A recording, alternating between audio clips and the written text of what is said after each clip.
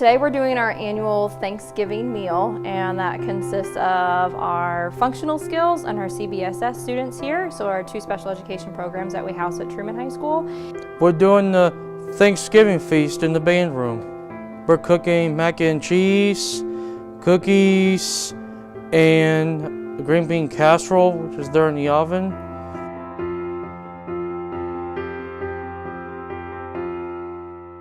So I think we're doing 8 boxes of mac and cheese. We are making mac and cheese.